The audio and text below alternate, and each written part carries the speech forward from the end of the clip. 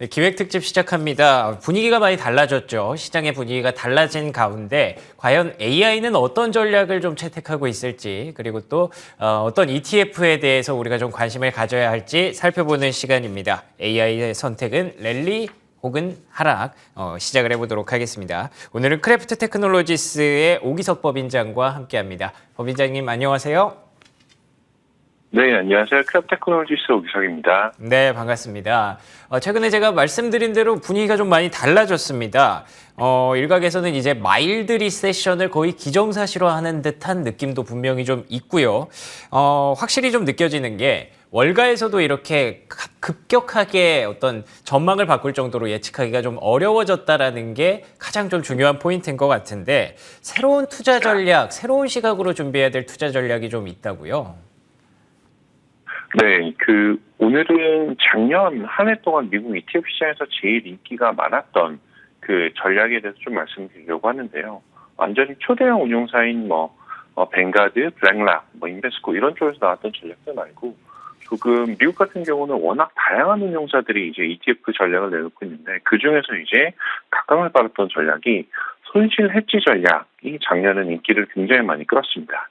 하방 위험 관리 전략이라고도 불리고 또 버퍼 전략이라고도 좀 어려운 이야기로 불리는데 이런 전략들은 보면 자산 손실의 리스크를 일정 부분 좀 해칭하는 그런 전략이다라고 볼 수 있을 것 같고요.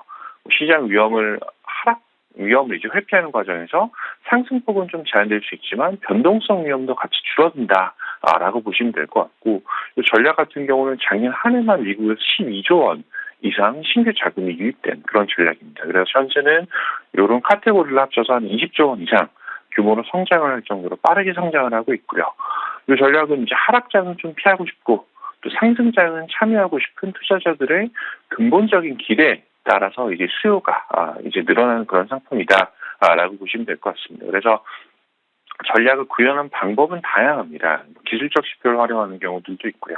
아니면 파생 상품을 활용하는 경우들도 있는데 전략에 따라 좀 수익률은 다르긴 하지만 대표적인 이제 그런 전략 중에 하나가 페이서 ETF에서 PTLC라는 그런 ETF가 있거든요.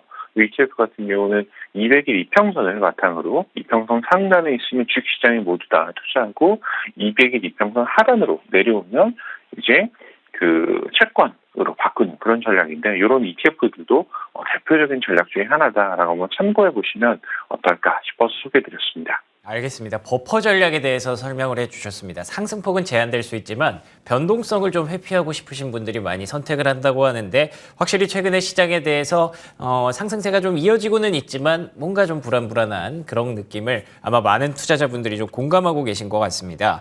그리고 이제 FOMC를 앞두고 있기 때문에 더 이런 걱정과 고민들이 많아지는데 일단 FOMC는 확인을 해봐야 될 것 같고요. 그 전까지 AI는 시장 방향성을 어떻게 예측을 하고 있나요?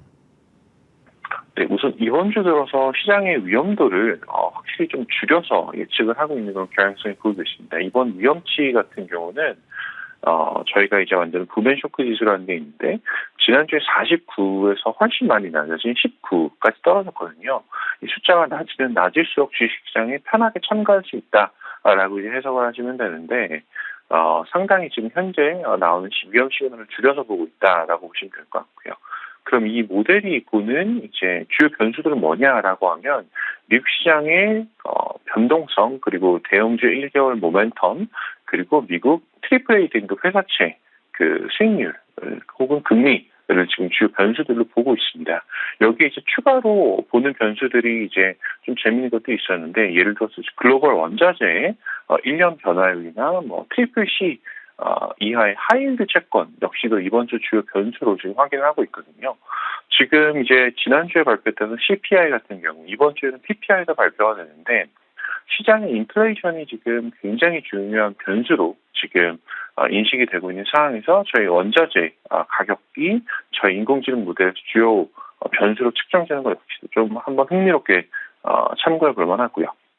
특히 이제 원자재 같은 경우는 과거 1년 동안 이제 변화율은 지금 16% 정도 상승한 걸로 좀 나타나고 있거든요. 근데 동기간 혹은 이제 유사 기간인 작년 2022년 3월 기준으로 보면 70% 이상 까지 상승폭이 올라갔다라는 정도 감안하면 현재 많이 진정세를 보이고 있는 게 아닌가라는 생각을 해볼 수가 있고 또 하이드 채권 같은 경우는 경기 침체 위험에 직접적인 영향을 받을 수밖에 없습니다. 부도 위험과 관련이 있기 때문인데 작년 4분기 한때 16.6%까지 상승했던 그 하이드 채권 금리가 현재 14.5%까지 이제 하락하고 있어서 앞에 말씀 주셨던 경기 침체 위험이 마일드 리세션 한 중간 정도 수준의 경기 침체 발생 가능성을 지금 채권 시장, 특히 이제 하이드 채권 시장에서 반영하고 있는 게 아닌가라는 것도 한번 해석해 볼 수 있을 것 같습니다. 알겠습니다. 가장 대표적인 건 위험 예측치가 49에서 19까지 이렇게 급격하게 떨어졌다는 게 가장 인상적이었고요.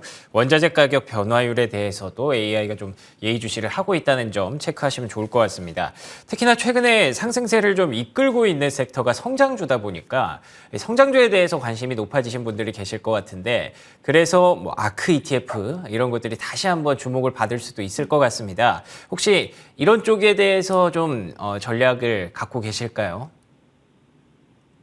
네, 사실 그 성장주 관련해서는 이번 주 그 수요일에 발표될 소매 판매 실적하고 목요일에 발표될 4분기 GDP 성장률을 굉장히 좀 중요하게 볼 필요가 있다라는 생각을 하는데 현 시점에서 기대 가능한 그 최고의 시나리오, 굳이 이야기하면 골디락스 같은 상황인 인플레이션은 지속적으로 하락을 하고 또 경기 침체도 회피할 수 있는 그런 시나리오도 발생할 수 있을 가능성이 있다라고 생각을 하거든요. 현재 지금 미국 대형주 지수가 저항선이었던 200일 이평선에 도달을 한 그런 상황입니다. 그래서 핵심 시장의 우려 사항이었던 기업 실적 둔화세가 만약에 확인이 되지 않는다, 실적 발표들이 나오기 때문에 그럼 높은 확률로 200일 이평선을 상방 돌파할 가능성이 충분히 있다라고 말씀을 드리고 싶고요. 다만 성장주에 전부 투자하는 것보다는 가치주에도 지속적인 관심을 당분간 가질 필요가 있다라고 생각을 하고 있는데 제가 준비한 차트를 좀 보시면 정상적인 금리 환경에서는 이제 가치주가 성장주보다 수익률이 조금 더 잘 나오는 그런 상황을 볼 수가 있습니다. 그리고 2000년부터 2007년, 2008년까지 보면 가치주가 성장주보다 상승세가 높았거든요. 하락 구간뿐만 아니라 상승 구간에서도 가치주가 상대적으로 더 성장률이 높았고 그리고 굴조적인 초저금리 환경이 왔을 당시에 사실 이제 성장주가 주목을 받았던 그런 걸 본다면 지금은 이제 성장주에만 모두 투자하는 것보다는 가치주에도 상당 부분 이제 관심을 가지실 필요가 있다라는 말씀을 드리고 싶습니다.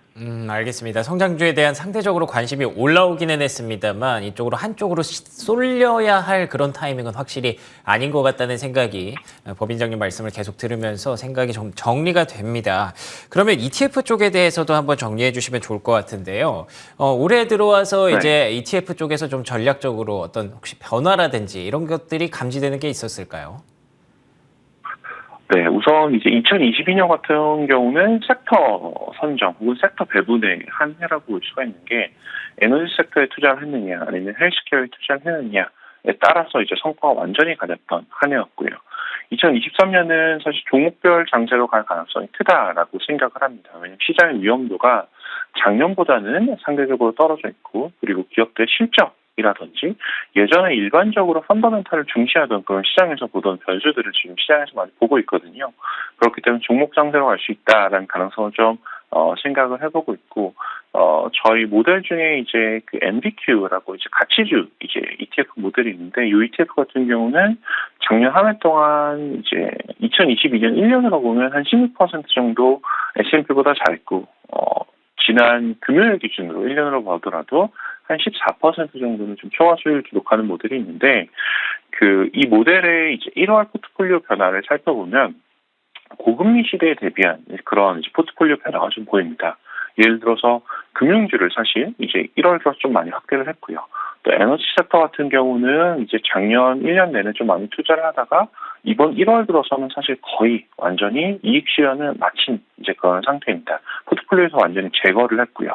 헬스케어 등은 이제 1월 시장의 주요 포트폴리오 대응 변화다라고 이제 볼 수가 있고 또 실제 종목으로 이제 들어가 보면 그 몇 가지 좀 재밌는 눈에 띄는 변화가 보이는 게 자산운용사 그리고 지방은행 위주의 포트폴리오 구성이 보이거든요. 그 미국에는 자산운용사들이 많이 상장이 돼 있습니다. 뭐 블랙락, 블랙스톤 같은 것들도 있고 인베스트코 같은 경우도 상장이 되어 있는데 지금 인베스코가 사실 이제 신규 진입 종목으로 들어왔고 그리고 시티즌 파이낸셜 그리고 리전 파이낸셜이라고 지방은행 미국의 지방은행들도 사실 지금 신규로 종목이 들어왔어요. 그래서 운용사가 들어왔다는 거는 시장이 앞으로 상승할 가능성에 대해서 어느 정도 인공지능 모델이 베팅하는 게 아닌가라는 해석을 할 수가 있고 지방은행들이 들어왔다는 거는 당분간 저희가 원하지 않아도 지속될 고금리 환경에서 예대 마진이 또 중요한 이제 수익 변수가 되지 않을까라는 점도 한번 참고해 보시면 좋을 것 같습니다. 알겠습니다. 확실히 오늘 쭉 말씀을 좀 연결해서 듣다 보니까 AI 쪽에서도 리스크 온 스위치를 켜긴 켠 것 같은데 근데 뭔가 좀 불안한 그런 상황에 따라서 이렇게 자산주, 또 네. 금융주로도 관심을 갖고 있는 것 같고요. 뭔가 좀 근간은 크게 달라지지 않았다라는 생각이 드는데 어떻게 제가 잘 이해를 했을까요? 네. 사실 제가 드리고 싶었던 말씀을 잘 정리해 주셨던 게, 분명히 시장의 위험도는 낮아진 상태입니다. 그리고 리스크 온 스위치는 어느 정도 들어와 있는 게 맞고요. 네. 다만 이제 시장이 상승하는 과정에서도, 시장이 상승할 때 사실 항상 성장주를 무조건 담아야 된다. 이거는 저는 조금 조심할 필요가 있다고 생각하는 게, 어제 다른 이제 방송에서 조금 잠깐 이야기했던 부분이기도 한데 어쩌면 지금 투자자들이 한 14년 동안 과거 수익률을 보면 성장주가 항상 이제 가치주보다 성과가 좋았었거든요. 그렇기 때문에 좀 투자하시면서 편견이 쌓여 있는 게 아닌가라는 그런 생각을 한번 해보기도 했었습니다. 다만 이제 시장이 올라갈 때 작년 1년부터 현재까지를 보면 가치주가 성장주 대비 한 26% 정도 수익률이 더 좋았거든요. 그런 걸 감안해 보면 시장이 올라가는 과정에서도 항상 성장주만 담아갈 게 아니라 지금 현재 시장 상황을 반영한 것 속에서 어떤 종목이 상대적으로 더 성과가 좋을 수 있을지 조금은 냉정하게 판단해 보는 그런 투자 지혜가 필요하지 않을까라는 생각을 해보겠습니다. 알겠습니다. 말씀해 주신 대로 리스크온 스위치는 켜졌지만 뭔가 좀 속도 조절 가능성은 염두에 두고 있는 듯한 AI의 전략 그리고 또 법인장님의 전략 들어봤습니다. 오늘 크래프트 테크놀로지스 오기석 법인장과 함께 얘기 나눠봤습니다. 법인장님 오늘 좋은 말씀 고맙습니다. 네, 감사합니다.